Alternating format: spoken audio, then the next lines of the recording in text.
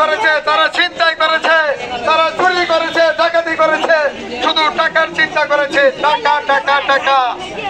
আপনাদের ভাগ্যের কোনো খোঁজখবর নেয় নাই, আপনাদের পাশে কোনোদিন তারা আসে নাই, আসার চিন্তা করে নাই। কারণ কে? ওই চোরের দল, ওই হাসিনার দল, ওই খুনির দল।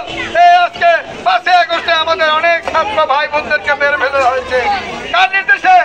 এই খুনি হাসিনার নির্দেশে। কথা ঠিক কিনা? আজকে দেখেন সেই চোর নাই, খুনি হাসিনা নাই। আজকে কে এসেছে? আমাদের নেতা তারেক রহমান এসেছে। ইনশাআল্লাহ আগামী দিনে অল্প কিছুদিনের ভিতরে উনি দেশের মাটিতে আসবে। সেই দিন আপনারা সবাই তার জন্য উদর আগ্রহে বসে আছেন। উনি আসলে দেশের নির্বাচন হবে। সেই নির্বাচনে দেশনেত্রী বেগম খালেদা জিয়ার প্রতি, তারেক রহমানের প্রতি কি প্রতি? কানের শীষে ভোট দিবেন। কানের শীষে ভোট দিয়ে আগামী দিনে আমরা বাংলাদেশের মসনদে জনাব তারেক রহমানকে বসাবো, তাকে প্রধানমন্ত্রী বানাবো।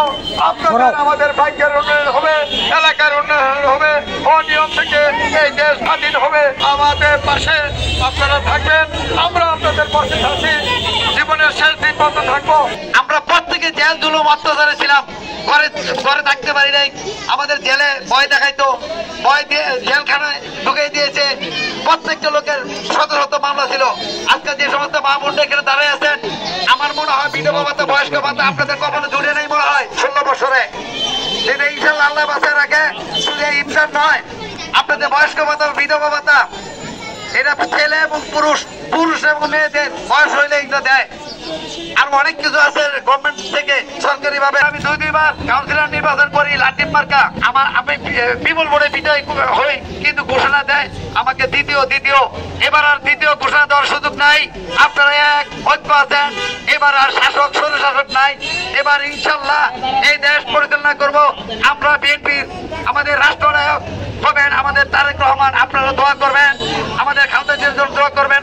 আমার দলের প্রতিষ্ঠাতা মেজর জিয়াউর রহমান এই দেশের যে ভিত, বর্তমানে যে ভিতের উপর এই দেশ দাঁড়িয়ে আছে, গার্মেন্ট শিল্প এবং প্রবাসী, এই দুটাই উনি প্রবর্তন করে গেছেন এবং উনি স্বনির্ভর বাংলাদেশের স্বপ্ন দেখেছিলেন। বর্তমানে ওনার সুযোগ্য সন্তান জনাব তারেক রহমান সেই ধারাই অব্যাহত রেখেছেন। আপনারা সামনে আমাদের পক্ষে থাকবেন, আমাদের দলের পক্ষে থাকবেন। সামনে জাতীয় নির্বাচন আছে, নির্বাচনে আমাদের দলের প্রতীক ধানের শীষের সাথে থাকবেন।